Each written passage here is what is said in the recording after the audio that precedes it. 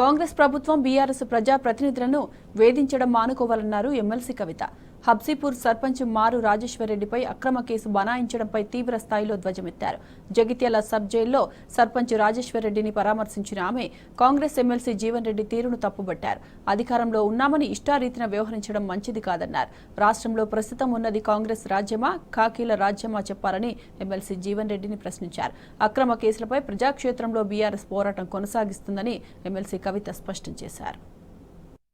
జగిత్యాల జిల్లాకు వచ్చాము. జగిత్యాల నియోజకవర్గంలో హబ్సీపూర్ గ్రామంలో బీఆర్ఎస్ పార్టీ సర్పంచ్ గారు మారు రాజేశ్వర్ రెడ్డి గారిని అక్రమంగా తనకు సంబంధం లేనటువంటి కేసులో ఇరికించి కక్షపూరితంగా ఇక్కడ స్థానిక కాంగ్రెస్ పార్టీ ఎమ్మెల్సీ గారు జీవన్ రెడ్డి గారు మరి అధికార బదిలీ జరిగినటువంటి వెనువెంటనే కక్షపూరితంగా కేసు పెట్టి వారిని అరెస్ట్ చేసి జైల్లో ఉంచడం జరిగింది.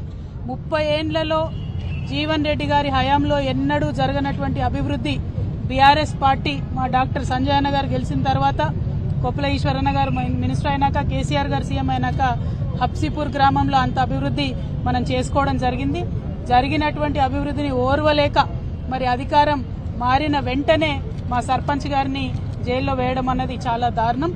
కక్షపూరితంగా ఇట్లా జీవన్ రెడ్డి గారు మా కార్యకర్తల పైన కేసులు పెట్టడాన్ని మేము చూస్తూ ఊరుకోం. చట్టపరంగా ఎదుర్కొంటాం, వీధులలో ఎదుర్కొంటాం, అన్ని రకాలుగా కూడా ఎదుర్కొంటాం.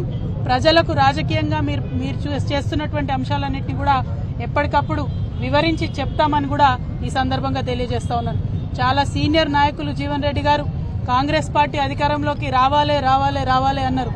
మరి అంతకుముందు కాంగ్రెస్ పార్టీ అధికారంలో లేనప్పుడు, బీఆర్ఎస్ పార్టీ అధికారంలో ఉన్నప్పుడు ఫ్రెండ్లీ పోలీసింగ్ పేరుతోని ప్రజలను పువ్వుల్లో పెట్టుకొని చూసుకోవడం జరిగింది. ఏ పార్టీ కార్యకర్తలైనా వారి మీద రాజకీయ పరంగా మేము పోరాటం చేసినాం తప్పితే చట్టాన్ని వాడుకొని, పోలీసులను వాడుకొని ఇట్లా ఎప్పుడు కక్ష తీర్చుకోలేదు. ఇది కాంగ్రెస్ రాజ్యమా, కాకీల రాజ్యమా అనే విధంగా ఇవాళ రాష్ట్రమంతా కూడా వ్యవహారం నడుస్తా ఉన్నది. ప్రతి నియోజకవర్గంలో ప్రతి చోట కూడా ఇటువంటి వైఖరినే కాంగ్రెస్ పార్టీ ప్రదర్శిస్తా ఉన్నది. కాకపోతే జీవన్ రెడ్డి గారికి మేము హితవు చెప్తా ఉన్నాం, ఇటువంటి వైఖరి ఎక్కువ రోజులు నిలబడదు, ప్రజలు తిరగబడతారు. ఇప్పుడు మీరు వాగ్దానం చేసినటువంటి అమలు చేసేటటువంటి ప్రయత్నం చేయండి. మీరు అలవి కాని వాగ్దానాలు చేసి అధికారంలోకి వచ్చినారు, వాటిని అమలు చేయండి, ప్రజల కోసం పనిచేయండి. కానీ ఇతర పార్టీ నాయకులు, కార్యకర్తల మీద కక్షపూరితంగా వ్యవహారం చేస్తే ప్రజలే దాన్ని తిప్పికొడతారు. తెలంగాణ ప్రజలందరికీ కూడా వినమ్రంగా మేము విజ్ఞప్తి చేస్తూ ఉన్నాం. నిన్న కూడా మీరు చూసినారు, యూనివర్సిటీలో శాంతియుతంగా ధర్నా చేస్తున్నటువంటి ఆడపిల్లల్ని జుట్టుబట్టి లాగి మహిళా పోలీసులు మరి పడగొట్టినటువంటి పరిస్థితిని మీరు చూసినారు. ఇట్లా పోలీసులు ఇటువరకు ఎప్పుడు కూడా తెలంగాణ రాష్ట్రంలో వ్యవహరించినటువంటి దాఖలాలు లేవు. మరి ఇవాళ కాంగ్రెస్ పార్టీ వచ్చినాక కొత్త ఒరవడి ప్రారంభమైంది. మరి ఇటువంటి అధికారం పోలీసులకు ఇచ్చి ఇది నిజంగా కాంగ్రెస్ పార్టీ రాజ్యమా, కాకీల రాజ్యమా అనే విధంగా చేస్తా ఉన్నారు. దీన్ని మేము తీవ్రంగా ఖండిస్తా ఉన్నాం. బీఆర్ఎస్ పార్టీ నాయకులు, కార్యకర్తలు అందరూ కూడా ధైర్యంగా ఉందాం. మనం ఉద్యమాలు చేసి, పోరాటాలు చేసి వచ్చినటువంటి వాళ్ళం. ఇదే కాకీల మీద, ఇదే కాంగ్రెస్ పార్టీ మీద ఉద్యమాలు చేసి తెలంగాణ రాష్ట్రం తెచ్చుకున్న వాళ్ళం కాబట్టి మనం అదే స్ఫూర్తితో ముందుకు వెళ్దాం.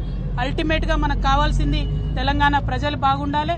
ఈ కాంగ్రెస్ పార్టీ చేసినటువంటి వాగ్దానాలు ప్రజల వరకు చేరే వరకు కూడా పోరాటం కొనసాగిస్తామని తెలియజేస్తూ జై తెలంగాణ.